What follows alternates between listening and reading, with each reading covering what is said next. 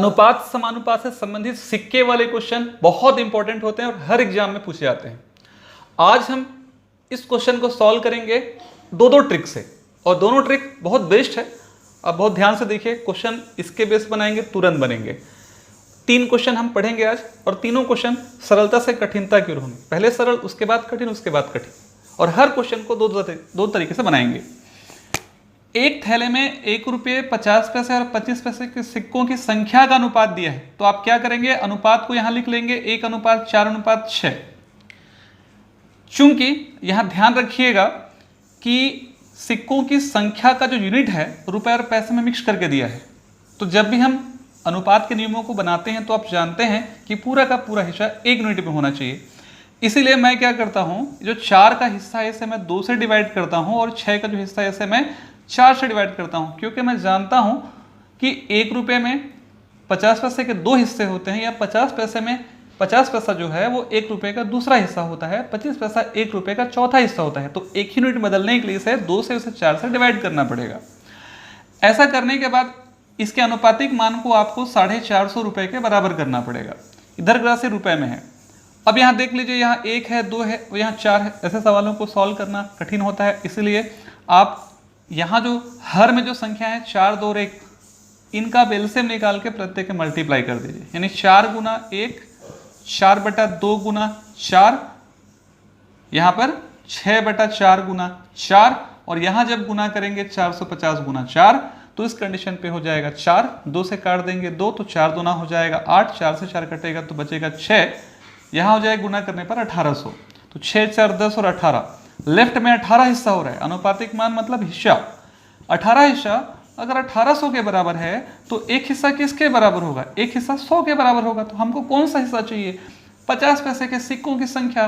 तो 50 पैसे के सिक्कों की संख्या किस अनुपात में है, 4 हिस्से में है। तो सिंपल सी बात है कि 50 पैसे की सिक्कों की संख्या का अनुपात 4x का अर्थ 4 × 100, यानी जो एक हिस्सा आया है उस हिस्से को मल्टीप्लाई करना है आपको 4 से, तो क्या हो जाएगा यहाँ पर 400 सिक्के।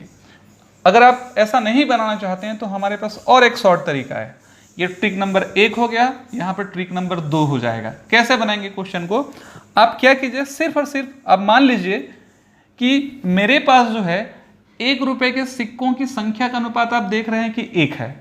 तात्पर्य क्या हुआ, तात्पर्य हुआ कि मैं मान लेता हूं कि एक ही सिक्का है, तो उसका वैल्यू क्या हो जाएगा 1 रुपये। यहाँ 4 सिक्के हैं 50 पैसे वाले, तो 4 सिक्के अगर आपके पास हैं 50 पैसे तो उसका मूल्य क्या होगा 2 रुपया। इस तरीके से अगर 6 सिक्के हैं आपके पास 25 पैसे के, तो उसका मूल्य क्या होगा 1.5 रुपया। तो इसे आप समझने के लिए रुपए में ना मान करके यूनिट कर लीजिए। मैंने समझाने के लिए रुपए में कन्वर्ट किया है, और हम जान रहे हैं कि सभी का टोटल मूल्य कितना है 450 रुपये। तो 1 यूनिट, 2 यूनिट और 1.5 यूनिट, ये हो जाएगा 4.5 यूनिट। तो 4.5 यूनिट बराबर हो जाएगा 450 रुपये।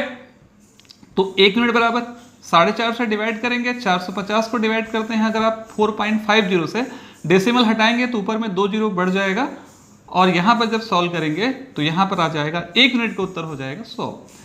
ये हो गया रुपए में। तो जब 1 यूनिट का हिस्सा हो गया 100, ये आएगा रुपए में। तो हम जान रहे हैं यहाँ पर आप देख सकते हैं कि ये जो 1 रुपये का हिस्सा है, 50 पैसे का हिस्सा है, 1.5 रुपये जो है वो 25 पैसे का हिस्सा है, तो हमको चाहिए 50 पैसे का हिस्सा। तो इस वैल्यू को यहाँ रख दीजिए। ये मैंने पहले ही आपको समझाने के लिए लिया था, ये यूनिट कर लीजिए। इसे आप यूनिट कर सकते हैं, इसे आप यूनिट कर सकते हैं। कहने का मतलब क्या हुआ, ये 2 यूनिट, 1 यूनिट 100 रुपये, तो 2 यूनिट 200 रुपया। कहने का मतलब है कि हमारे पास जो 50 पैसा है वो 200 रुपये के फॉर्म में है। तो जब 200 रुपये के फॉर्म में है तो 200 रुपये में भैया कितना सिक्का होता है, 8 आना वाला 400 सिक्का। तो सीधा सीधा यहाँ पर क्या हो जाएगा 400 सिक्के हमको मिल जाएंगे। अगला क्वेश्चन, सबसे पहले हम यहाँ अनुपात को लिखेंगे 5:9:25। 5, 9 को डिवाइड करेंगे 2 से, और 25 को डिवाइड करेंगे, ध्यान रखिएगा, 4 से।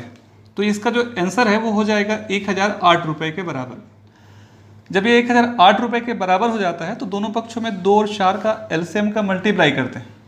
जब 4 का मल्टीप्लाई करेंगे तो 4 पंचे 20 हो जाएगा, 2 दूना 4, 9 दूनी 18 हो जाएगा, 4 से कट के 25 हो जाएगा, और ये इसे 4 × 1008 के रूप में ही रहने दें। इन सबको ऐड कर दीजिए, तो इन सबको ऐड करने पर ये हो जाएगा 63 यूनिट, और 63 यूनिट बराबर हो जाएगा 4 × 1008। तो जब 63 यूनिट का उत्तर इतना है तो इस कंडीशन पे 1 यूनिट का जो उत्तर होगा वो सीधा सीधा हो जाएगा 4 गुना 1008 डिवाइडेड बाई 63, 16 बार जाएगा और 16 चौक 64। तो आपको याद रखना है यहाँ पर कि 1 यूनिट का उत्तर होगा 16 चौक 64 और हमको चाहिए 50 पैसे का सिक्का। तो 50 पैसे का सिक्का की स्थिति कितना है, 9 से इंटू कर दीजिए।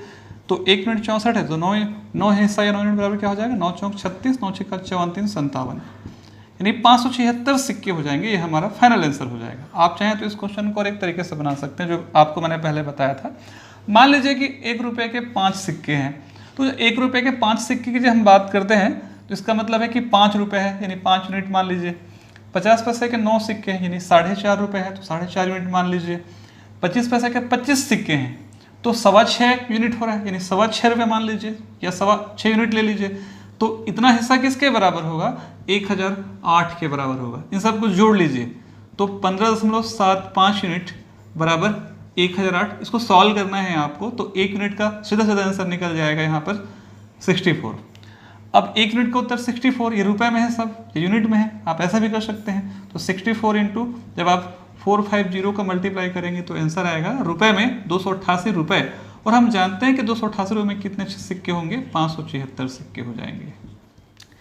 सबसे पहले अनुपात को हम लिखेंगे 1:2:3।